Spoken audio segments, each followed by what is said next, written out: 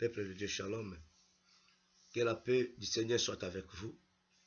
Vraiment, encore une fois de plus, c'est bien moi, votre sentinelle, Augustin Sambalunama. Voilà pourquoi, à cette heure-ci, je me suis décidé de parler avec vous par rapport à notre émission qui est intitulée « Médite-le jour et nuit ». Alors, aujourd'hui, nous allons bien parler sur un bon thème. On ne vous aide pas et nous vous privons le royaume des cieux. Nous vous privons le royaume des cieux. Je voulais vous parler par rapport à la délivrance. Par rapport à la délivrance.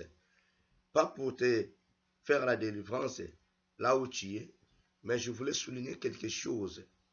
Comment les enfants de Dieu devaient être délivrés. Comment nous pouvons recevoir la délivrance entre la main de l'Éternel. Bien aimé, nous devons savoir que c'est l'Éternel Dieu qui délivre. Ce n'est pas un être humain, ni un pasteur, ni un oint de Dieu, mais c'est Jésus-Christ qui délivre. Lorsque la paix du Seigneur soit avec vous. Éternel Dieu, sois loué, sois béni, sois exalté. Tu es incomparable, l'agneau de Dieu, ni incomparable à toi, ni semblable à toi, Père de gloire. Papa, assiste-nous, Père de gloire, à cette heure-ci. Nous voulons glorifier ton Saint-Nom, nous louons, nous voulons célébrer ton Saint-Nom, Papa. Je voulais parler de ta part, que toi, seul Jésus-Christ, tu puisses être ensemble avec nous. Parle-nous à cette heure-ci, Seigneur de gloire, afin que nous puissions retenir des choses merveilleuses venant auprès de toi. Gloire à ton Saint-Nom, Jésus. Ce n'est qu'un simple instrument que tu as choisi afin que je puisse parler de ta part. Merci, Seigneur de gloire. Tu es merveilleux, l'agneau de Dieu. Tu es merveilleux, El Shaddai. Je neutralise tout ce qui est du pauvre diable, tout ce qui est démoniaque, satanique, sorcellérique, qui ne confesse pas ton Saint-Nom. Sois loué, sois béni, sois exalté. Dans le nom glorieux de notre Seigneur Jésus-Christ, ainsi j'ai prié. Oui, amen. Peuple de Dieu, vraiment, que Dieu soit loué. Comme je viens de dire, nous allons parler un peu comment un enfant de Dieu peut recevoir sa délivrance. Bien-aimé, ce n'est pas comme ça qu'on puisse bénéficier quelque chose auprès de Dieu. Non. Souvent, nous avons nos propres intérêts, mais nous oublions aussi l'intérêt, d'où les intérêts de l'Éternel Dieu. Chacun de nous a des comptes à rendre auprès de l'Éternel. Jésus-Christ a laissé son trône. Il a venu dans ce monde pour nous sauver, pour sauver toute l'humanité. Qui peut le faire? Personne peut le faire. Même nos parents biologiques ne peuvent jamais faire cela, agir cela. Mais Jésus a fait pour nous, pour notre avantage. Bien-aimés dans le Seigneur, oui, on ne vous aide pas et nous vous privons le royaume des cieux. Comment un enfant de Dieu peut recevoir sa délivrance? Bien-aimé, on ne reçoit pas la délivrance comme ça. Non, on ne reçoit pas la délivrance comme ça. Et on ne peut pas délivrer quelqu'un comme ça. On donne gratuitement. Tout est gratuit. On donne gratuitement parce que nous avons reçu aussi gratuitement. On ne peut pas vendre la délivrance, ni la guérison, ni une bénédiction quelconque. On donne tout gratuit. C'est gratuit, s'il vous plaît. Mais comment devons-nous faire pour qu'un enfant de Dieu, un chrétien, une chrétienne, peut recevoir sa délivrance avec beaucoup de sécurité, beaucoup d'assurance? Comment? On ne peut pas délivrer quelqu'un comme ça. Et puis, aujourd'hui, on délivre une personne, un enfant de Dieu. Demain ou dans quelques heures, il fait que succomber. Mais comment? Si quelqu'un a reçu une délivrance venant de l'Éternel, je pense que sa vie doit changer totalement. Voilà pourquoi mon thème est intitulé « On ne vous aide pas et nous vous privons le royaume des cieux ». Pourquoi nous vous privons le royaume des cieux? Bien-aimés dans le Seigneur, la parole de Dieu est claire. Tout sont là dans la parole de Dieu. Nous trouverons tout dans la parole de Dieu. La parole de Dieu est ton élévation. La parole de Dieu est ta délivrance. La parole de Dieu est ta guérison. La parole de Dieu est ton travail. La parole de Dieu est ton mariage. La parole de Dieu est ton bébé. Nous trouverons tout dans la parole de Dieu. C'est-à-dire la parole de Dieu est le miracle. Si quelqu'un n'a pas la parole de Dieu, ne peut jamais vivre la gloire de Dieu. Parce que la parole, c'est lui-même, Jésus. La Bible est claire. La Bible est claire, bien-aimé. La parole a été faite chair.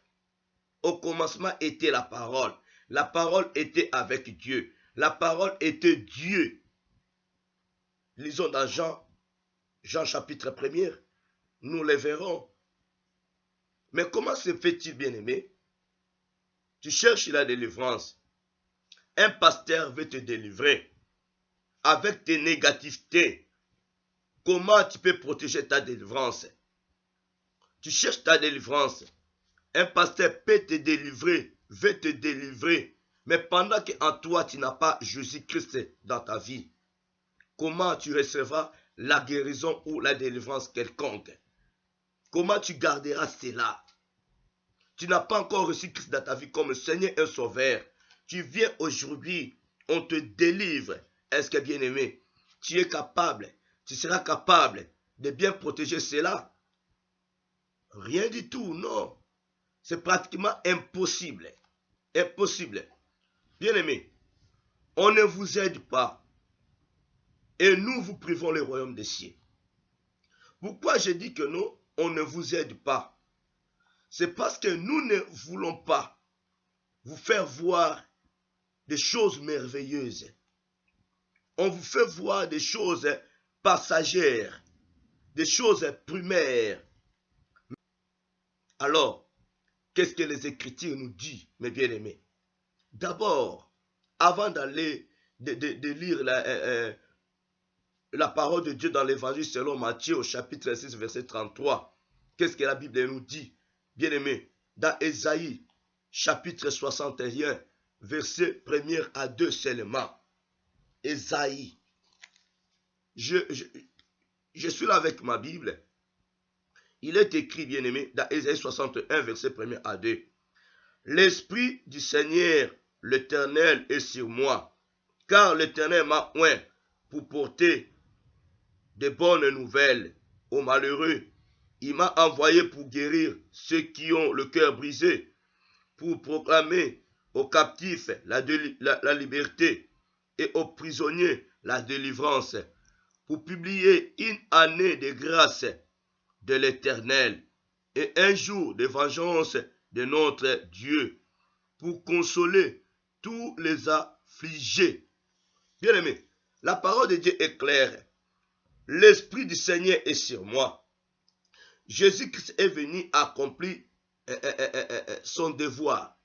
C'était le devoir de Jésus, qui est notre Dieu, de délivrer son peuple. Ce n'est pas que Christ est venu en disant, peuple, allez chercher votre délivrance. Allez vous combattre avec le pauvre diable. Non. Jésus, sa mission était que de délivrer son peuple. C'était à lui d'accomplir cela. C'était à lui de faire son devoir. Nous, en tant que des hommes de Dieu, des femmes de Dieu, nous devons faire tel que Christ a fait. Pourquoi je le dis? Souvent, nous enseignons le peuple de Dieu comment combattre les pauvres diables. Mais nous refusons d'enseigner le peuple de Dieu. C'est bien de délivrer une personne.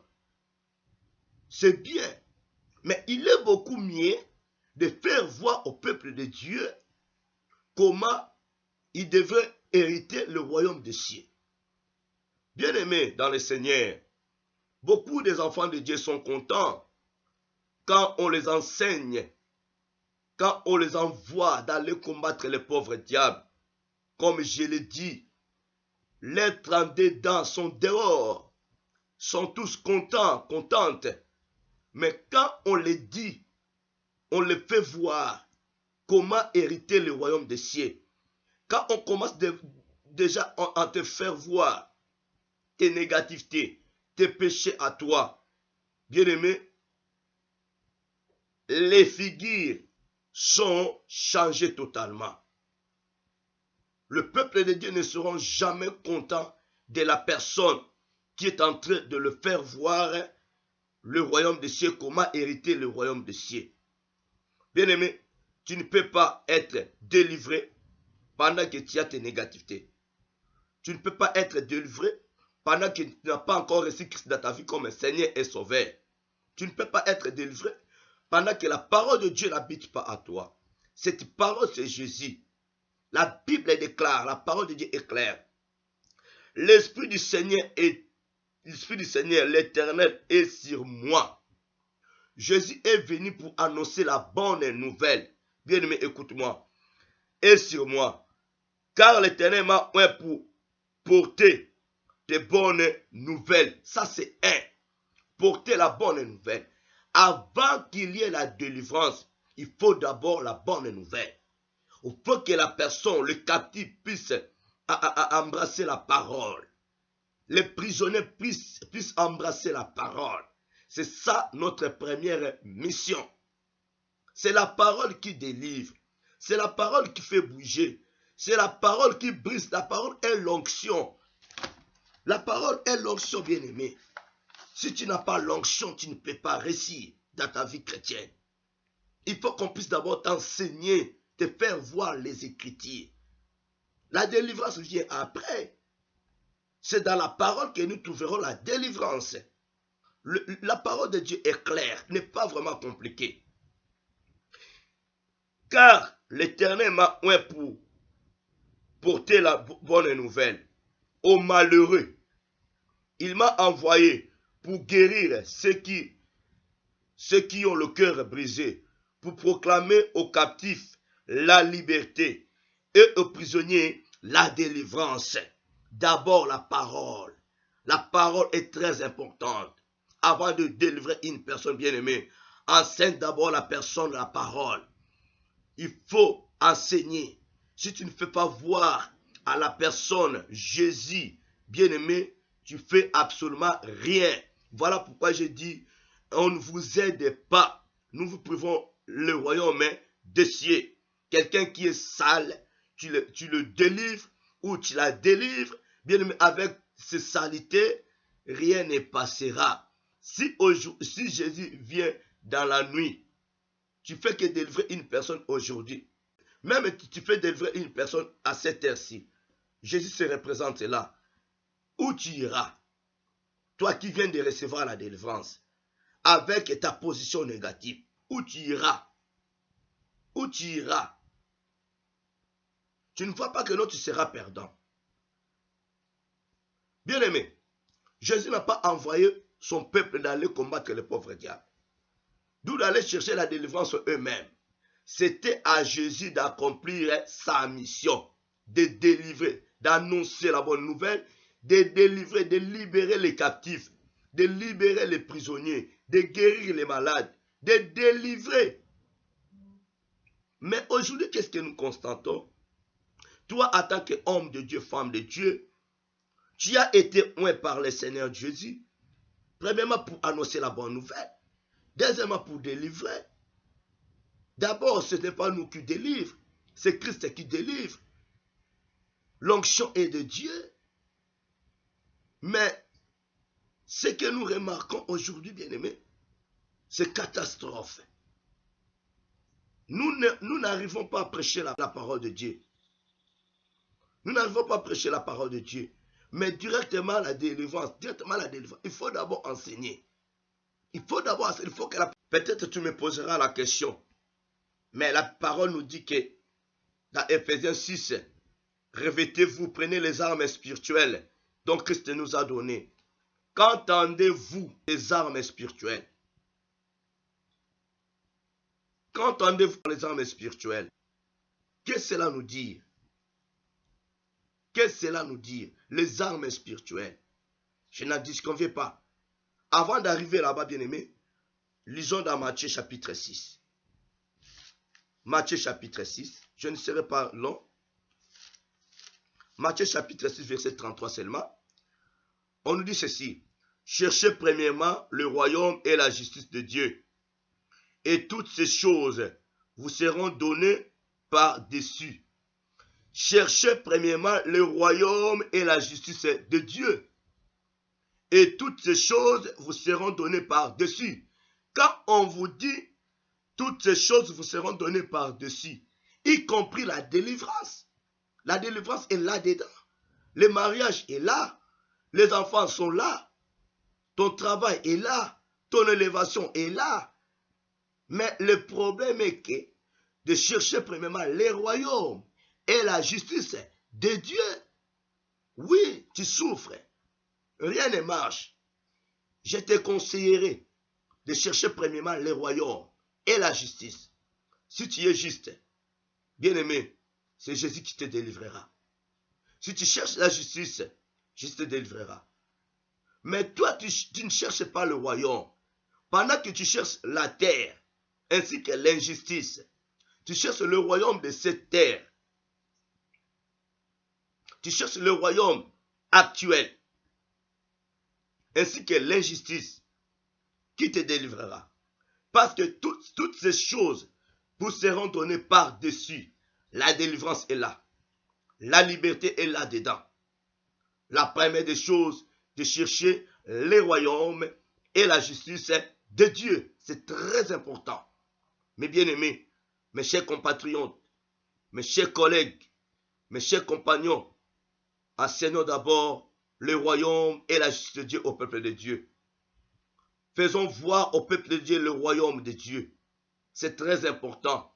Il faut que les enfants de Dieu puissent recevoir d'abord Christ dans leur vie. De mettre Jésus dans leur vie.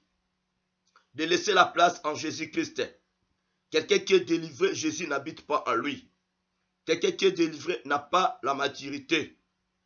Quelqu'un qui est délivré n'a pas la vérité. Quelqu'un qui est délivré est impudique. Mais la délivrance ne restera pas à la personne. Ce n'est pas ça l'assurance. L'assurance c'est Jésus. L'assurance c'est Jésus.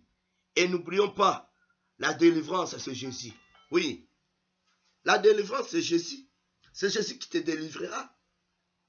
Il n'y aura aucune personne qui te délivrera. Ni ton pasteur, ni un archibishop, ni un évêque. C'est Jésus qui te délivrera. Mais Jésus utilise ce serviteur. Cherchons premièrement le royaume et la justice.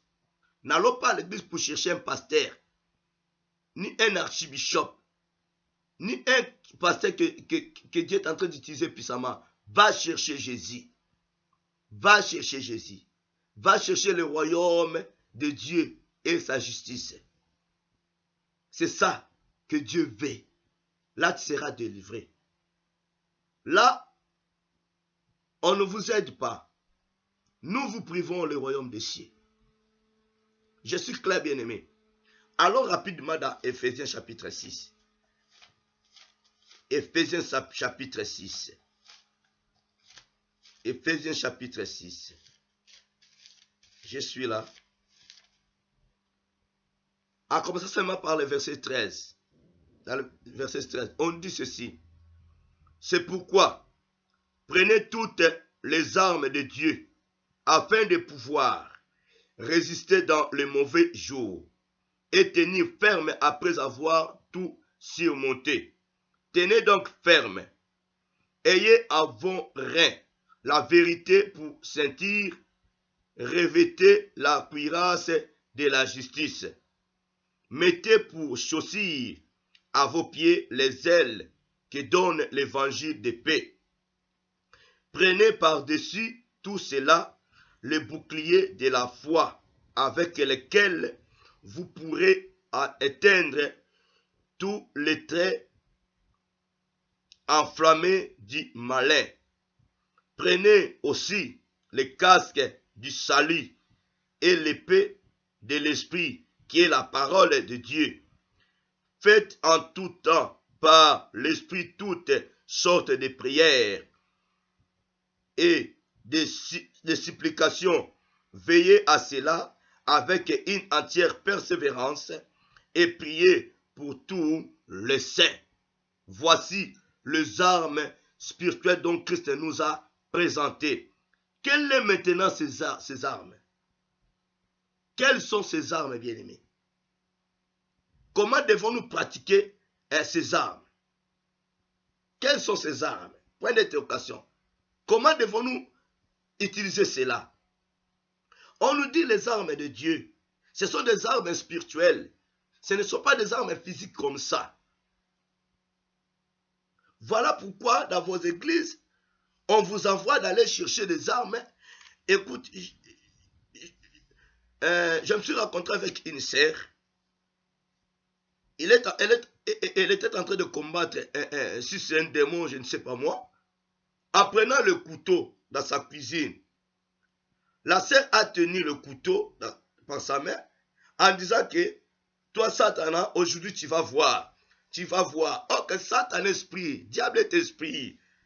Avec les armes physiques, ça ne va pas tenir. Jésus est esprit. La parole est esprit. Ce sont des armes spirituelles qu'on ne peut pas toucher comme ça. Mais la sœur, elle était partie chercher le couteau pour venir combattre le pauvre diable. Mais non, c'est ça les enseignements. Il faut que le peuple de Dieu puisse être enseigné. Nous devons enseigner le peuple de Dieu. Nous allons voir dans d'autres volumes, nous allons bien expliquer les armes spirituelles dont Christ nous a présentées. À quel moment devons-nous tenir devant le pauvre diable avec ces armes? Et quelles sont ces armes? Ce n'est pas machette, ce n'est pas couteau, ce n'est pas des choses physiques. Non, ce sont des armes spirituelles. Voilà pourquoi j'ai dit, il faut qu'on puisse d'abord commencer à enseigner les enfants de Dieu, de les faire voir. Et nous devons savoir, nous combattons les pauvres diables dans la victoire et non pour avoir la victoire. Alléluia. Dans la victoire et non pour avoir la victoire. On a chanté, il y a une chanson qui est belle bien chantée. Ya Yeswe ngana longe Ya Yeswe ngana longe Bitumba yo bunda ngana longe Bitumba yo bunda ngana longe Yemba ya Yesu na Yeswe ngana longe Na Yeswe ngana longe Bitumba yo bunda ngana longe Bitumba yo bundanga na longe liboso Goliath na Yesu ngana longe na Yesu ngana longe bitumba yo bundanga na longe bitumba yo bundanga na longe. C'est-à-dire, avec le Seigneur, nous avons la victoire. Sur la croix, Christ a terrassé les pauvres diables. Bien-aimés, sans Jésus, nous n'avons pas le pouvoir, la force de terrasser les pauvres diables. Nous combattons les pauvres diables dans la victoire et non pour avoir la victoire. Où irons-nous chercher la victoire? Où irons-nous chercher la délivrance? Ce n'est pas auprès de Jésus. Nous devons être enseignés. Christ est notre force. Christ est notre assurance. Christ est notre espérance. Bien-aimés, nous devons avoir les armes spirituelles pour pouvoir tenir devant les pauvres diables. Toi, avec tes armes, tu te tiens, tu peux que tenir devant les sorciers. Mais Jésus te donne le pouvoir devant les pauvres diables, devant Satan, l'ange déchu.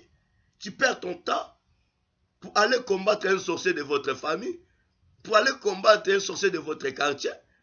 Combat les pauvres diables. Tiens-toi devant les pauvres diables. Les armes que Christ nous a données, c'est pour faire voir aux pauvres diables. C'est pour faire voir aux pauvres diables. Quelles sont ces armes? Je m'arrête là.